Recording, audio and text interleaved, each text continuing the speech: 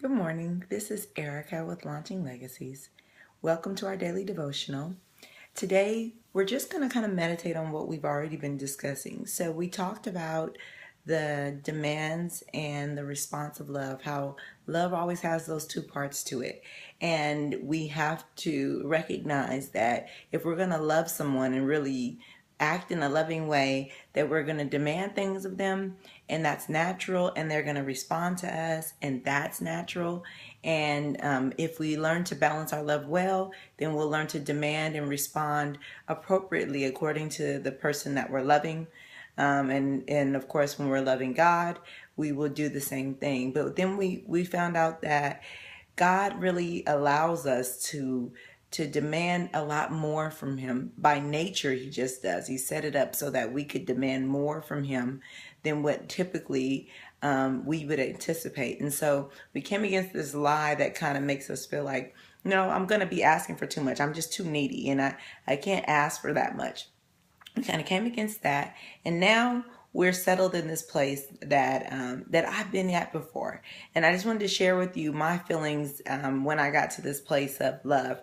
I realized that when I'm working with really in relationship to different people, even the people I was raised with, that I was, that I've known all my life, that loving them was different than just some natural thing that always came, right? So be like, well, love comes natural. But really, if you want to be wonderful in your ability to love others, then you need to ask them to teach you to love them. Like, demonstrate to them that you're interested in learning how you can love them and what that love would look like, right? And so this may involve learning their love language.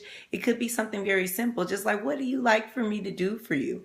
Even my mother, I had to pay attention to learn how to love her the best way so that she always was secure in my love for her, and that she always knew that I was pouring into her what I best could, right? And so some people are going to ask you for things that you're not necessarily ready to give, and that's fine. But when it comes to this relationship and our relationship with other people, and even our relationship with God, it's important to understand that just because we love a person, it doesn't mean that we're doing the best that we can in love toward them. And so I would say, if you are going to really increase your ability to love God and other people, then you should really ask the question, how can I love you better? Can you teach me how to love you? Can you teach me how to demonstrate this love toward you so that we're both secure in it? And it gives them the opportunity to learn about your love style, right? How do you like to be loved? And when I took this prayer to God, because I asked many people and I also asked God, when I took it to God, he showed me, he really did, took me on a step and said, look, this is where when you're doing these things, or when you're thinking these ways, I'm not sure if you know that I love you. And I want you to be secure in that. And so it was a beautiful journey, and it's a beautiful question. And I think there was a song, and I can't remember who wrote the song. It was a like rhythm and blues song, R&B song, a few years ago that said, "Teach me to love you."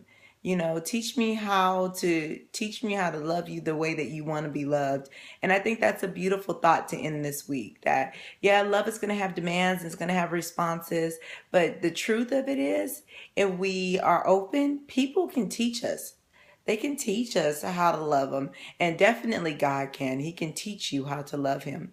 And in that journey, we can be experts in loving those who we were sent to love, right? We can be experts in that work, and they can be experts in loving us, so that none of us feels like we've lost something.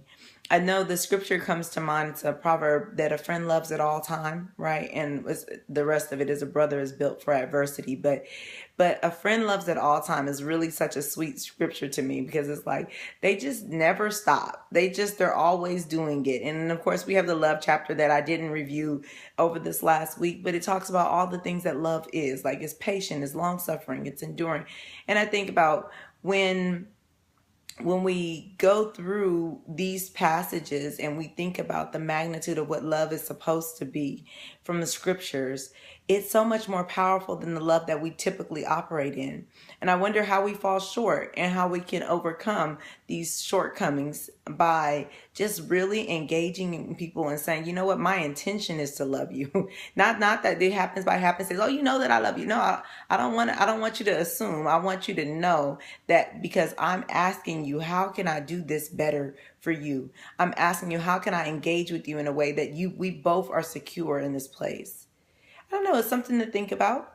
And so that's the last of our love devotionals. Next week we'll go on to actually something a little bit more serious, but serious meaning more detailed, requiring a little bit more work from us. But in this way, you can meditate and think about what love is. Have a wonderful weekend. I'll see you again Monday morning.